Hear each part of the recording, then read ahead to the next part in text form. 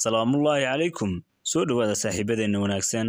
Waxaan jecelahay markasta inaan idinla wadaago waxyaabaha aan u arko inay muhiim yihiin.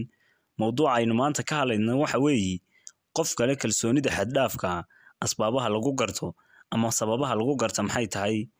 Waxaynu ognahay kalsoonidu inay saddex nooc tahay. Qof kalsoonidiisu aad u hooseyso oo aad u liidato oo naftiisa xataa aan ixtiraamin. Qof kalsoonidiisu dhexdhexaad tahay iyo qof kalsoonidiisu aad u sarreyso. Marka aynu isla fahanay kalsoonidu noocyada u kala baxdo, kalsoonida lagu sheegay waxa weeye inaad naftaada aaminto, awoodahagana aad kordhiso oo aad noqoto qof dhinac walba ka dhisan. Haddaba waxaa nasiib wanaaga inaad noloshaada ku dabaqi karto, tahayna waxaad naftaada ku kareyn karto oo aad baran karto. Haddii aynu ku soo dhawaano, waxaa la sheegaa 8 qodob in ay qofka kalsoonidiisu sarreyso lagu soo xulay ama lagu arkay. Qodobka koowaad, kalsoonida oo jirkiisa ka muuqata. Qofkani waxaa inta badan la arkaa si wacan isagoo u taagan, si toosan u hadlaya. Inta badan qofkani lama gabado hadallada uu dadka leeyahay. Waa hadalka qof si fiican u hadli kara.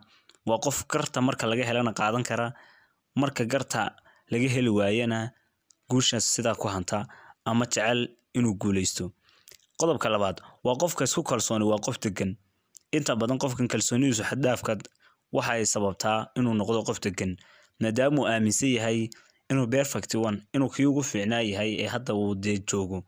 Maadaama uu awoodiisu saa'id tahay, inta badan kuwa aan kalsoonida buuran lahayni waa ay ka maseeraan oo inta badan waxa ay la yaabaan qofkan deganaanta badan leh.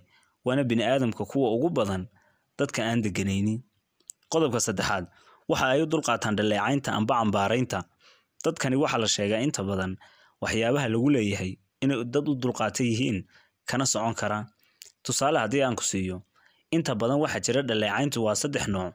Midda koowaad waxa weeye dhaleecayn aad wax ka qaban karto. Midda labaad waxa ay tahay dhaleecayn aanad waxba ka qaban karin. Midda saddexaadna waxa ay tahay dhaleecayn aan adigaba shaqo kugu lahayn. Midda koowaad ee ahayd dhaleecaynta aad wax ka qaban karto waa adigoo aan jirkaaga daryeelin, timahaaga adigoo aan feedhin, adoon ilkaaga cadayin. Waxyaabahaasi hadduu qofku kugu canaanto oo wax jira yihiin, waa waxaad wax ka bedeli karto. Balse haddii ay xubin ama ishaadu laadahay ama gacantaad laadahay, lagama yaabo inaad wax ka bedeli karto. Taasina waa waxaanad waxba ka qaban karin. Dhaleecaynta saddexaadna waxa weeye midaan adigaba ku khuseynin. Haddaba dadkan waxa laga yaabaa in ay ka dhex faa'iideystaan oo ay u arkaan fursad haddii dad dhaleecayaan.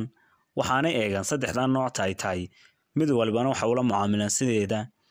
Qodobka afraad, waxa ay dhageystaan in ka badan inta ay hadlaan. Dadkani dhageysiga aad bay runtii ugu fiican yihiin. Inta badan ay hadlaana waxa ka badan inta ay wax dhageystaan. Qodobka shanaad, dadka isku kalsoon sababo uma sameeyaan ficilada ama qaladka ay sameeyaan oo waxa ay u arkaan inay bini'aadam yihiin, qaladkana ay u abuuran yihiin.